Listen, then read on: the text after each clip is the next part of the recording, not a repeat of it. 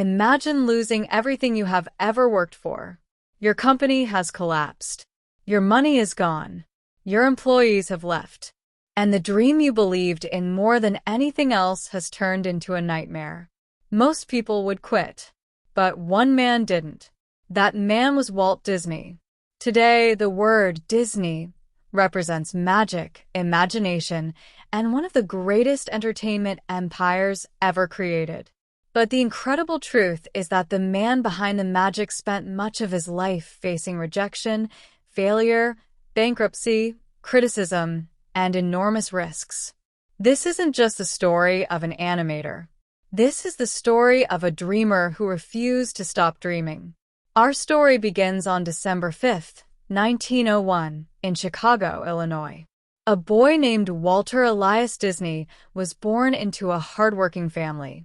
No one could have predicted that this child would one day change entertainment forever. When Walt was still young, his family moved to a farm in Marceline, Missouri. For Walt, this place became paradise. He loved the animals, the fields, the trains, and the simple beauty of rural America. He spent countless hours drawing horses, cows, and birds. While other children played games, Walt was creating worlds inside his imagination. But life was not easy. His father, Elias Disney, was a strict man who believed in discipline and hard work. Walt often woke up before sunrise to perform chores and help support the family. Yet despite the hardships, Walt never stopped imagining. He drew on scraps of paper. He created stories in his head. He dreamed about bringing imagination to life. Years later, those childhood memories would inspire some of the most beloved creations in history. As the Disney family moved to Kansas City, life became even more difficult. Walt delivered newspapers before dawn every single day. He worked long hours and attended school afterward. Most children would have become exhausted and discouraged. Instead, Walt became determined. He enrolled in art classes whenever possible. He practiced drawing constantly. He studied cartoons, advertisements, and illustrations. He didn't simply want to become an artist. He wanted to create something magical. Then history intervened. World War I had begun. Although Walt was too young to enlist, he desperately wanted to serve. So he joined the Red Cross and traveled to Europe as an ambulance driver. Even during wartime, Walt carried sketchbooks with him. He drew cartoons on ambulances. He entertained others with humor and illustrations. Without realizing it, he was developing the skills that would later transform entertainment forever. When Walt returned home, he faced a difficult reality. He had no money, no career, no clear future, but he had a dream. And sometimes, a dream is enough. Back in Kansas City, Walt found work as a commercial artist. It was there that he discovered something extraordinary: animation. The idea fascinated him. What if drawings could move? What if stories could come alive? What if imagination itself could become reality? Most people viewed animation as a novelty. Walt saw a revolution. He spent every spare moment studying cameras, experimenting with techniques, and creating animated shorts. Eventually, he decided to risk everything and launch his own company. He called it Laugh-O-Gram Studios. For a brief moment, success seemed possible. But dreams can be fragile. The company quickly ran out of money. Bills piled up. Employees left.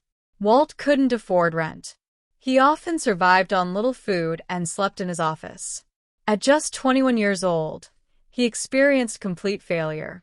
Many people would have abandoned their dreams forever. Walt Disney bought a one-way train ticket to California instead. He arrived in Hollywood with little money, one suitcase, and unlimited ambition. Hollywood wasn't interested in animators, but Walt refused to accept rejection. Working alongside his brother Roy, he began building a new studio from scratch. At first, progress was slow. Then Walt created a character named Oswald the Lucky Rabbit. Oswald became successful. For the first time, Walt believed he had finally made it. Then disaster struck. During a business trip to New York, Walt learned that he had lost control of Oswald. Worse, many of his own employees had been hired away. Once again, Walt lost everything. Sitting on a train returning to California, devastated and exhausted, Walt began sketching ideas. One of those sketches was a small mouse. That mouse would change history. His name was Mickey Mouse. In 1928, Walt released Steamboat Willie. It wasn't the first cartoon, but it was one of the first cartoons synchronized with sound. Audiences were amazed. Mickey Mouse became an international sensation. For the first time in his life, Walt Disney had achieved genuine success. But success wasn't enough for Walt. He wanted more. He wanted to do what everyone else believed was impossible.